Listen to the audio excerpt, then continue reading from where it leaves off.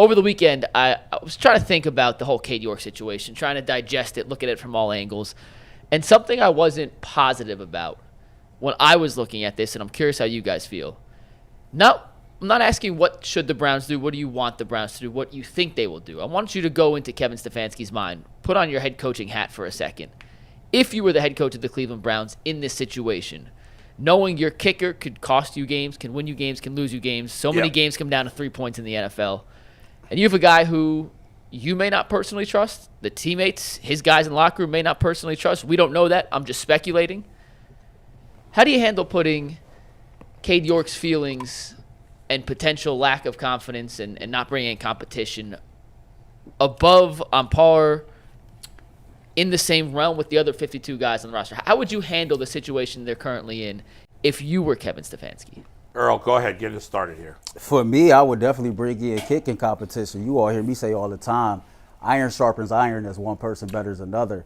And I just don't believe that you can become better at your job, no matter what your job is, without competition, without somebody pushing you. So to me, the fact that he has struggled and they still opt to not bring in kicking competition, it's a little odd. I don't agree with it, but there's always a flip side to everything, right? Kevin Stefanski might be viewing this situation as, I've seen Cade York way more than you all. Boy, you let us off talking about that there's so many different variables to the offseason, to training camp, right, and we only see one or two of them.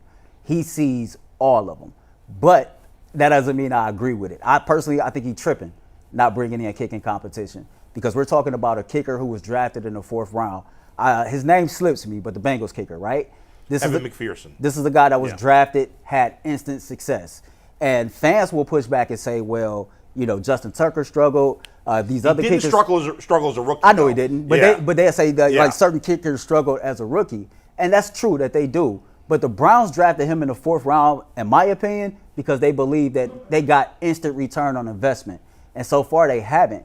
And so if you want to say Cade York is your guy, he can be your guy, but you still should do some due diligence to this entire team, bring in some kicking competition, and push Cade York to get better. There's a couple points. I'll try to be brief as possible. Cade York, the competition is over. The time to bring kicking competition is in OTAs, throughout training camp, and they would have a kicking competition every day in practice. At this point, if you bring in another kicker in, that signals that guy is eventually going to be the guy. The competition part is done. And that just goes to show me that they're not going to cut Cade York. That's not going to happen. We just got into a long debate and a long heated debate about fourth round picks. How many guys did you miss on? And if you're the general manager, you're not about to get rid of this dude immediately and say, I'm screwed up on another 4th round pick at a kicker. That's just not going to happen.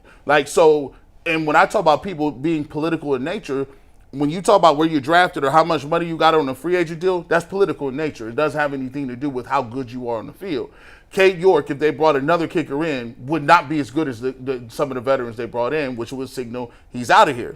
What you then have to do is say, all right, well, if they're not going to get rid of him, and you're Coach Kevin Stefanski, how would you handle the situation?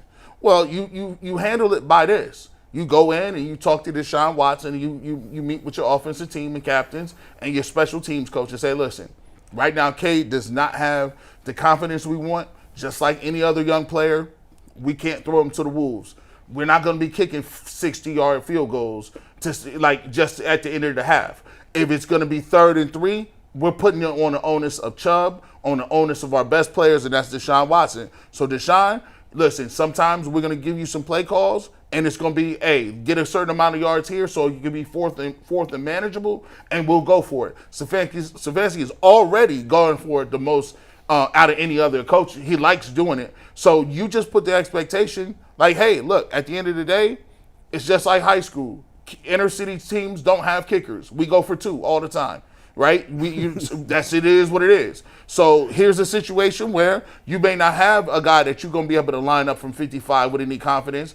I'd rather put the ball in Deshaun Watson's hands and say, let's go make a play. Because at the end of the day, until he gets his confidence, he's not making that. I'm sorry. Everybody in the stadium know that. Yeah. So put your team in a better position. Y'all know doggone well Coach Ginn got a kicker. That might be the only inner city school. And it took him 25 years to get one. I guarantee you Glenville got a kicker. He probably a 4-star recruit. Man, when Glenville came down here, we was like, dang, bro, they got a lot of running backs. Where the kickers at? It's like, if we ain't got none of that yet. We're going to just be going for 4th and 10. Yeah.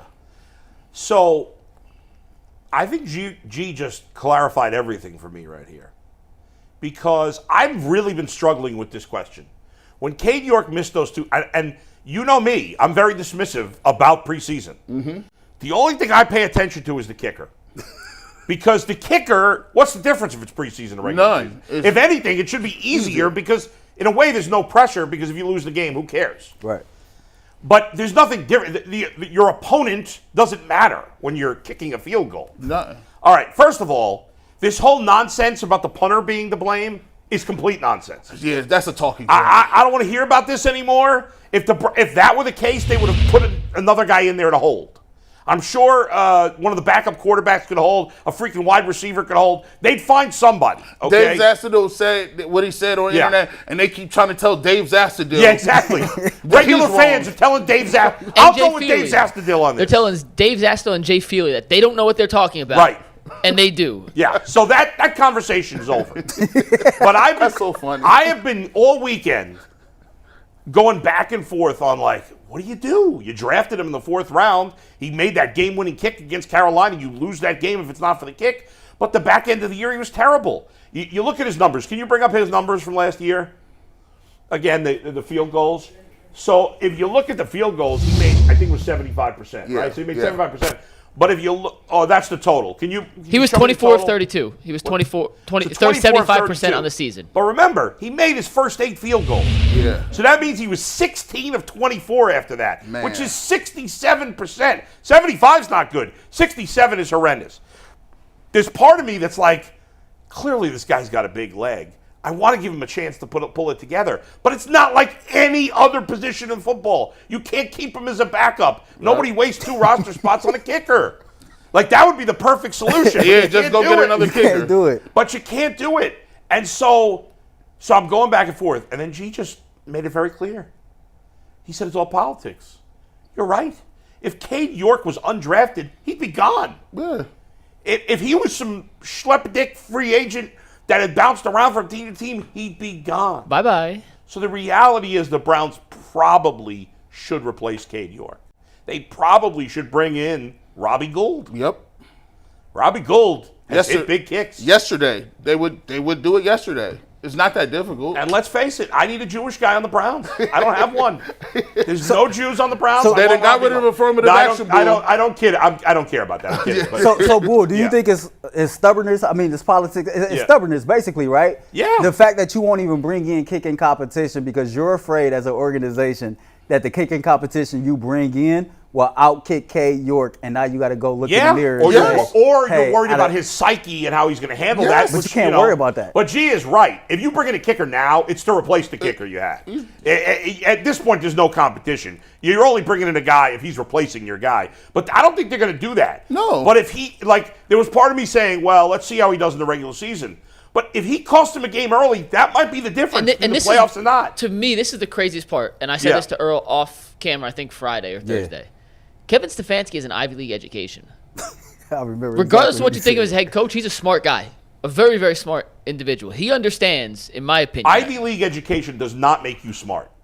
Okay, for the sake of this, he's not struggling to put makes 2 you and 2 together. educated if you actually graduated. Doesn't make you smart. I do think Kevin Stefanski is a pretty smart guy. I do personally. Whatever. He's an Ivy League education. I just don't like the insinuation that if you went to an Ivy League school, because I know people have gone to Ivy League schools that are not that smart. And you know what? So do I. And I know people who haven't gone to college who are very, very smart. Yes. But theoretically speaking, the man has an Ivy League degree. He's very smart. He should be smart. Yes.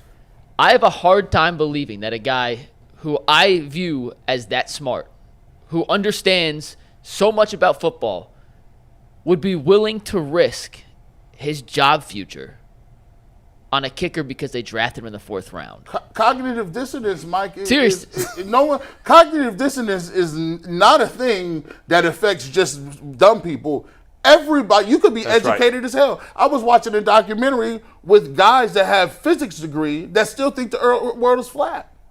So, like, they know. You're supposed to know. What happens is when you're too close to the action, Mikey, when you've had your hand in hand-picking a person, and you stake your career on it, after you get so far down the road, and I'll give you an example. You buy a car. You think you love this car. It's your first car that you got.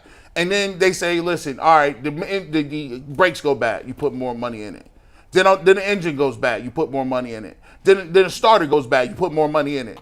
Pretty soon, you have more money in repairs than the car is actually worth. Yeah. And then what you'll do is you'll say, well, I done rode it this far. Yeah, I might as well keep going. I might as well keep going. And that's how it happens in life. I done rode it out this far with Cade York. He missed kicks last year that could have cost us. He's missing kicks in the preseason.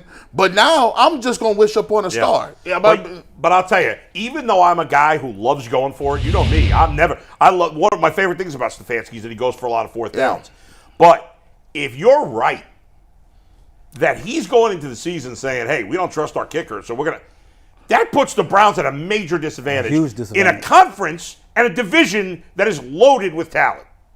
You know what that gave it to me was? Because when it was in the game, there was in the third quarter, Kellen Mond was in the game, and it was 4th and 4, inside the 40-yard line. He trots out Kellen Mond when it's a great opportunity to kick a field goal to test Cade York, because he hasn't been performing. Yeah. You know what they did? They trotted him right back out there in 4th and 4 in a preseason game and threw the ball to Anthony Schwartz. Anthony Schwartz had like 14 targets. And so think about that. They would rather target Anthony Schwartz on 4th and 4 with a third-team quarterback than put your kicker you spent a 4th-round pick on to get out there and kick it. Yeah. And people say, well, he was 3 for 3. We don't want to mess up his mental state. If that's what it is, we're in trouble. Yeah, I would really love to talk to Kevin Stefanski and just ask him, when you look at training camp, right, we all know you can't keep all these guys. But every other position on this team has competition. What makes Cade York so special that he doesn't at least have to compete against anybody else? Yeah. Cade the punter didn't either, I don't think.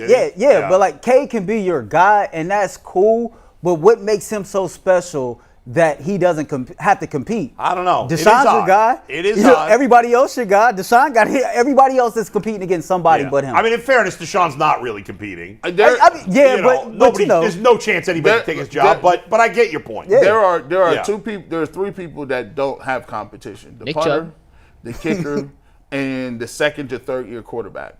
If you don't know if you got a quarterback yet and he's in his 2nd to 3rd year, they usually give him a job. It comes with the captain's stripe. That's why you see all these young guys with a C on. I saw Zach Wilson with a C on last year. And I'm like, well, they're trying to build him up. Yeah. He can't have somebody beside him bringing in competition. That's just not what it is. So there are some positions that don't have it. But I do think, McNuggets, you're going to see a lot of 4th down going for it. Go ahead, Mikey. You know how we did confidence meters on the show, and we'll bring it back during football season. Before we move on to our next topic, Earl, I'll start with you. We'll go around. What's your confidence meter, 1 through 10, on Cade York right now? Probably about a 4. G? 3. I'm with G. 3. So together, so our high together is 4. We have a 10. Together, we have a 10. Yeah, if that doesn't make you shit your pants as a Browns fan, 3 and a third. Something's wrong. And see, this is why I do like to bring this up, because the great thing about this show is, like, a lot of y'all don't like it, but I do like it. The fact that Bull does watch other teams or watch another team, I could bounce off the perspective and be like, okay, am I crazy for saying this about the Browns? But I know for a fact that when I'm watching these Bengals play like the Chiefs, I'm watching these games be every single play. Every kick counts. All of them. The extra points, the field goals, all of them. And I'm sitting like, dang, these dudes, and they're not missing. Now, can I sit here and say that I believe Cade York can hit a field goal under any amount of pressure? I can't say that because he's missing them with no pressure. What's amazing is he made that 58-yarder against Carolina, and we thought we got one. We got one. We got one right here. And like most of the big moments since then, he has not come through. We made movie posters. We had a nickname competition. We were ready to crown him the second coming to LeBron James. Wild. Lethal Weapon 3. Legatron 2.0. All right, Mikey. We got to move on here. We got 2 more things to get to.